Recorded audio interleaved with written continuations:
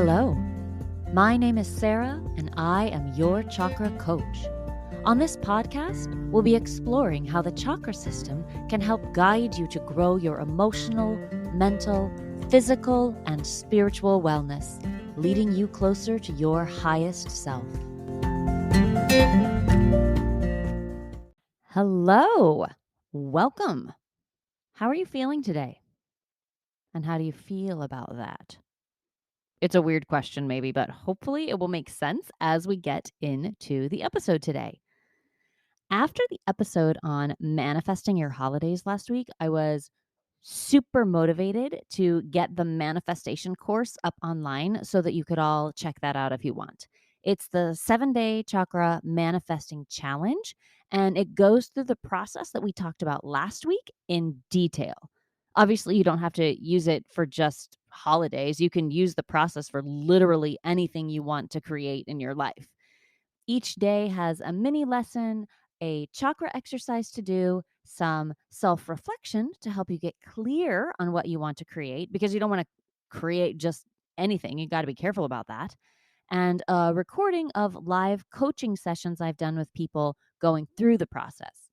It's a short course. You could finish it in less than 7 days if you wanted, but I think that the daily work gives you time to really explore each energy center and its involvement in the manifestation process. You could also take longer and really spend time on each chakra. The nice thing about it being all online is you can just take it at your own pace. Anyway, I'm clearly very excited about being able to offer this to you, and I'll be getting the advanced manifesting course up in the next couple weeks. And then in January, the chakra balancing for weight loss course will be available to you as well. That one I'm really excited about because it is not like anything else that you've done in that realm, I'm pretty sure. So stay tuned for more details, as they say. But in the meantime, if you want to know more about the manifesting course, you can go to the link in the show notes or go to www.yourchakracoach.com to learn more. On to how you feel about how you feel. If you're listening to this episode around the time it comes out, we are headed into a time of year that has a lot of challenges. And I think probably every time of year has its challenge, but this can be particularly difficult. It's the December holidays, and even if you don't celebrate, so much of the world around us does that they impact us whether we like it or not. Expectations run so high for meals and gifts and parties and doing things and being places. There are crowds and wrapping up school projects and semesters and travel and family interactions, which can be amazing and treasured and stressful and frustrating all at the same time. Routines get disrupted and we get caught up in the idea that we have to do things. And even as social media and our social pressures and our culture are telling us that we have to be grateful and cheery and merry and thankful, those same pressures are telling us that no matter what we do, it's not quite enough. And the whole thing can send us into a spiral of anxiety and misery. That's the exact opposite of what we're supposed to be feeling, which starts the cycle over again. I wish I had some magic potion we could all take to stop the cycle, but I don't. What I can offer you is this: know that it's coming. Maintain your self care practices and don't judge yourself for any of it. Acknowledge that this is a tough time. Prioritize yourself. And you're going to tell me that you can't. You can't prioritize yourself. And I'm going to tell you that you can, but only if you let go of some other things, like the things that make you miserable that you do to make other people happy. And then we'll practice being non-judgmental towards ourselves and to others too, of course, but definitely ourselves. Now, this is sort of a roundabout way of getting into today's concept: meta emotions, or in other words, how you feel about how you feel. The official definition is an organized and structured set of emotions and cognitions about the emotions, both one's own emotions and the emotions of others. Get that? For example, you feel stressed about spending time with your family during the holidays. And then you feel guilty about feeling stressed because you know that lots of people don't even have the option to see their families. That guilty feeling is a meta emotion. You can also have feelings about other people's feelings. Your coworker is angry or frustrated that you missed a deadline, and you feel resentful about their anger because they've missed deadlines too, and you feel you deserve more understanding. In the case of meta emotions, at least what we're mostly going to be talking about today, we have these secondary emotions of guilt or resentment or frustration because we think that we or someone else should feel a way that we don't. And this is where the concept of unnecessary suffering comes in, the pain of the stories we tell ourselves about our emotions or our behaviors, the stories that make us feel worse. As you may already know, the sacral chakra is the energy center that governs our emotions, but meta emotions start to tie in the third eye chakra, the seat of the witness, which we'll get into a little more later. I've talked about this concept in the past, usually referring to it as the story we tell ourselves. But I didn't even know there was an actual psychological construct with a name and everything. It's always funny to me how these ancient ideas that we learn about through the chakra system then get studied and given academic or Western names. Humans have spent all of humanity, I guess, trying to understand ourselves. If you listen to this podcast much or you're a student of the chakras, you know that the primary seat of our emotions in the energetic chain is the sacral chakra. But emotions don't necessarily just rise out of nowhere. Generally, they're connected to a thought we have. Something happens, so we have an opinion on the happening, and then we have a feeling that goes with that thought, that opinion. It seems so simple, but a lot of our thoughts are just going on in the background, like music in a store. And so much of this thought music is covers, right? To take that analogy just a step further. It's not even our original thoughts. It's ideas that were planted there by our childhood experiences, the society we grew up in or that we live in now, our families, our early education, all kinds of things. We just repackage old ideas and let them run on loop all day. So it's not surprising that we don't have a lot of new emotions each day. The sacral chakra is an absolute expert at turning those thoughts into a specific feeling and distributing it to the body. If we're lucky, it's a feeling we like feeling. But most of us have at least a few thoughts, and some of us have hundreds, that don't make us feel so good. We try to change the station and listen to some new music thoughts, but unless we stay really conscious and aware of the music, it defaults right back to the same old songs. But we've all had that moment where a new song comes on, a new thought enters our brain, and we perk up and we pay attention. We notice how the new thought makes us feel.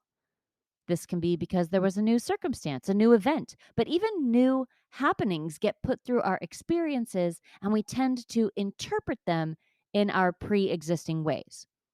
Most of the time, if we want to change our thoughts, we want to put on new music that makes us feel like dancing instead of crying, we have to change the story. We have to change what we make the song mean. We listen more closely to the lyrics and realize it wasn't at all what we thought it was about. So we change our thoughts and then we change our feelings. Okay. Okay, I'll let the song thing go now, but hopefully you get what I'm saying. This stepping back and trying to objectively evaluate is one of the benefits of meditation. As you've probably heard me say 1,000 times, we engage the third eye chakra. We open our eyes to possibilities and interpretations that were previously hidden. This is frequently called the witness, the part of you that can just watch. And this is an incredibly important skill to develop. It's why I'm always asking you to meditate. It's when we look at our thoughts and feelings and say, oh, interesting, or how curious, or even, I wonder why I think that. But what happens sometimes is that the witness, or what we might call the witness, also forms an opinion, also offers a moral judgment on the event, sure, but more specifically, on the emotion the event sparked. That's a meta emotion, and it's in your head, in your third eye. Where the witness could be offering space and peace, it spirals into other emotions on top of the one you're already feeling. I'll say it again, humans are complicated. And here's the thing about meta emotions, and I'm sure there are exceptions, but by and large, my guess is they are emotions we don't love feeling. And there are lots of those. And I think we're best served when we open ourselves to all emotions and learn to process them. But meta emotions seem different to me. They feel a step removed. A meta emotion feels to me like we're chastising ourselves, telling ourselves that we should feel different from how we actually feel. So we have guilt. And while I'm not opposed to guilt as a human emotion, it could be useful to help us change harmful behaviors. When it's guilt about another emotion, it seems less useful. Or when guilt turns into shame, the idea that something is fundamentally wrong with us, not our behavior, but at the core of our being, the things that make us us. That's that's shame, a meta emotion, and it's not helpful or healthy. Might it be more useful to address the first emotion directly rather than having a separate opinion on it? And a meta emotion to me seems like a moral judgment of emotions, which I always caution against. Making one emotion good and another bad, it causes that unnecessary suffering. It's like it's like when someone passes away and we're grieving. And then we want to stop and we tell ourselves we shouldn't feel so bad because that person had a good life, or whatever other things people say to themselves and others in those situations. When we're sad or angry, and then we want to push that away by saying, other people have it so much worse. Who am I to feel XYZ? Or even joy or proud of ourselves. How many times have you accomplished something, then told yourself you should have done more? You feel embarrassed or unworthy of your own self support. Meta emotions are a thing, they're real, and I don't think they're going anywhere. But I do think it's really important for us to see that it's happening and then determine if that's really what we want to think and feel, if that's really where we want to spend our energy. Can we get our emotions out of our heads, out of our third eye chakras, and back down into our bodies, into our sacral chakras where they belong, where they can be felt and processed and explored? And we can complete the cycle that I talked about in the stress response episodes a few weeks back. When we have these meta emotions, all that energy just swirls around in our heads, causing anxiety and dismay. And since our third eye doesn't really process them well, any of that head energy that happens to get down into the body feels really bad. And then we're off. Your third eye does a great job imagining things, but it doesn't do a great job of feeling things. So what can we do about this? What can we do about it if meta emotions aren't going anywhere? Maybe just knowing they exist will help you, and knowing that everyone experiences them. And that even modern research has finally caught up to the ideas that generations of Indian yogis passed down.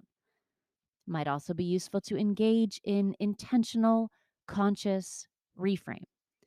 Instead of, I shouldn't feel resentful about spending time with my family, and now I feel guilty that I feel resentful. We can let the witness do the witness's job and say, how curious that I feel resentful. I wonder why. Maybe it doesn't matter why, but maybe you realize that you feel resentful because you already feel super stretched for time and don't like the additional demands you're putting on yourself or that you feel are coming from your family.